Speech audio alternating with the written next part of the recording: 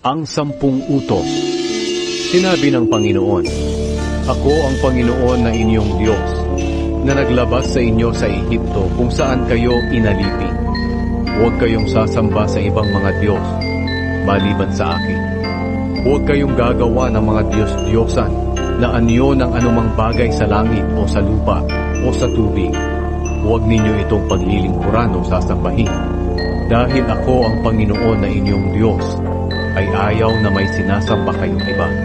Pinaparusahan ko ang mga nagkakasala sa akin, pati na ang mga anak hanggang sa 3 at 4 na henerasyon ng mga napupuot sa akin.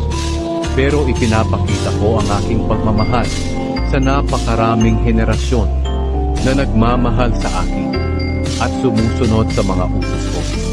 Huwag ninyong gagamitin ang pangalan ko sa walang kabuluhan. Ako ang Panginoon na inyong Diyos ang magpaparusa sa sino mang gagamit ng pangalan ko sa walang kabuluhan. Alalahanin ninyo ang araw ng pamamahinga at gawin ninyo itong natatanging araw.